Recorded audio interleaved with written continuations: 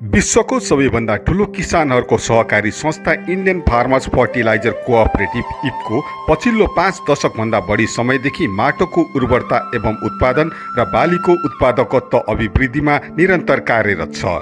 इफकोले उन्नत कृषि प्रणाली र किसानको सामाजिक र आर्थिक विकासका लागि सदैव प्रभावकारी भूमिका निर्वाह गर्दै आइरहेको छ। बढ्दो जनसङ्ख्याका लागि सुरक्षित पर्यावरणका साथै खाद्यान्नको उत्पादन बढाउनु समग्र विश्वका लागि गम्भीर चुनौती हो। यसको समाधान नवीनतम कृषि प्रणाली र सक्षम कृषि उत्पादन हो। इफको किसानको संस्था भएको नाताले आफ्नो दायित्व र कृषिमा वर्तमान चुनौतीलाई ध्यानमा राखी नानो प्रणालीमा आधारित विश्व स्तरीय पेटेन्टेड नानो युरिया उत्पादन तयार गरेको छ। यसको विकास नानो बायोटेक्नोलोजी अनुसन्धान केन्द्र NBRC इफको कलोल गुजरातका वैज्ञानिकहरूले गरेका हुन्। नेपालमा मल्टी ट्रेड सेन्टरले यो युरिया लन्च गरी बजारमा बिक्री वितरण प्रारम्भ गरिसकेको छ। नानो युरिया विकास गर्नुको प्रमुख उद्देश्य हो: 1. परम्परागत नाइट्रोजन उर्वरताको स्थानमा राम्रो उपयोग क्षमता एवं प्रभावकारी प्राविधिक पोषण विकल्प प्रदान गर्नु। 2. युरियाको असन्तुलित एवं अत्यधिक प्रयोगमा कमी ल्याउनु। 3. अधिक उब्जनी प्राप्त गर्नु। 4. नाइट्रोजनको सन्तुलित र उपयोगी प्रयोगद्वारा माटो, हावा, पानीको प्रदूषणमा कमी ल्याउनु। नानो प्रविधिद्वारा बनाइएको नानो उर्वरताले पर्यावरणलाई नोक्सान नपुर्याई बालीलाई पोषणता प्रदान गर्दछ। यसले कृषिमा पारस्परिक उर्वरता प्रवर्धन गर्न उपयोगी विकल्प प्रदान गर्दछ। नाइट्रोजन बाली विकासका लागि प्रमुख पोषण तत्त्व हो। वर्तमान समयमा कृषकहरूले बालीका लागि आवश्यक नाइट्रोजनको आवश्यकता पूरा गर्न गैँडा युरियाको प्रयोग गर्दछन्। युरियाको प्रयोग पूर्ण रूपमा नभइदिँदा वायु, माटो र जल प्रदूषणको माध्यमबाट पर्यावरणलाई हानि भइरहेको छ। नानो युरिया दानाको तुलनामा अत्यन्त सूक्ष्म र प्रभावकारी हुने भएकाले समान रूपले बिरुवामा अनुकूल प्रभाव देखाउँछ र बिरुवाको आवश्यकता अनुसार पोषण उपलब्ध गराउँछ।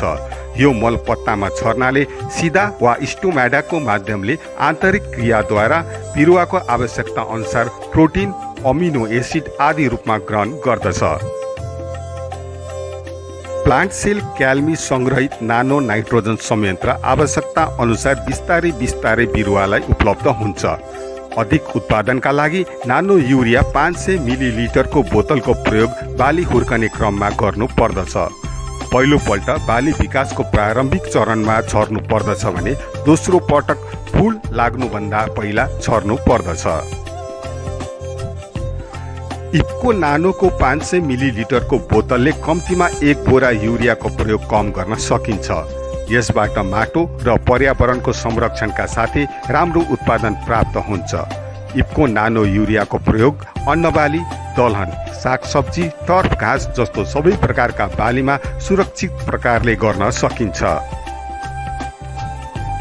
इफको नानो युरिया जैविक प्रौद्योगिकी विभाग DBT र फर्टिलाइजर कन्ट्रोल अर्डर 1985 द्वारा नानो एग्री इनपुट मूल्याङ्कनको लागि निर्धारित निर्देशिका अनुसार गरिएको छ, जसलाई DBT भारत सरकार र इफको 1985 भारत सरकारद्वारा ICAR KUK NABL मान्यता प्राप्त प्रयोगशालाले प्रमाणित गरेको छ भने नेपाल सरकारको नाकले समेत प्रमाणित गरी राजपत्रमा सूचीकृत भई नेपालमा नानो युरियाको प्रयोगलाई मान्यता दिएको छ।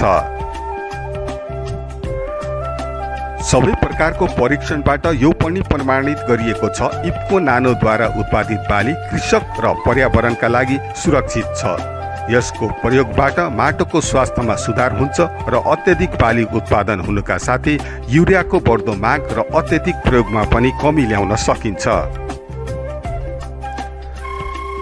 इफको नानो युरियाको प्रयोगबाट अन्य पनि कैयौँ फाइदा छन्। नानो फर्टिलाइजर लागत प्रभावित समाधान हो।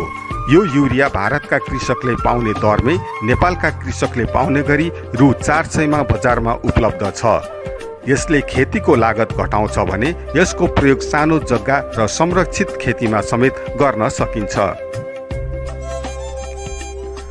भारतीय कृषि अनुसन्धान परिषद ICAR र राज्य कृषि विश्वविद्यालय स्टेट एग्रिकल्चर युनिभर्सिटीद्वारा गरिएको परीक्षणबाट इफको नानोको प्रयोगले कृषकलाई प्रति एकड रु 4000 सम्म अतिरिक्त मुनाफा हुन्छ। नानो युरियाको प्रयोगले कृषकको आयमा वृद्धि हुन्छ भने देशबाट मल आयातका लागि विदेशी नै रकम न्यूनीकरणमा सहयोग पुर्याउँछ। एक बोरा युरियाले गर्ने काम 400 मिलिलिटरको बोतलले गर्ने भएकाले पहाडी भूभागमा समेत लैजान अत्यन्त सहज छ। इप्को भारतले नेपालका लागि नेपाल मल्टी ट्रेड सेन्टरलाई आधिकारिक व्यावसायिक साझेदार बनाई नेपालमा नानो युरिया उपलब्ध गराउन थालेको छ। नानो युरियाले देशको नवीनतम प्रविधि र स्वदेशी कृषि उत्पादनको सपना साकार गरी नेपालका कृषक र कृषिको समस्या समाधान गर्दछ। यसले विशिष्ट एवं प्रभावकारी माध्यमबाट बालीको उब्जनी र गुणस्तर बढाउँछ। कृषि वस्तु उत्पादनमा देशलाई आत्मनिर्भर बनाउने नेपालीको चाहना र संकल्पलाई इप्को नानो युरियाले साकार तुल्याउने भएकाले यसको अधिकतम प्रयोगमा हातेमालो गर्न सबैमा अनुरोध छ।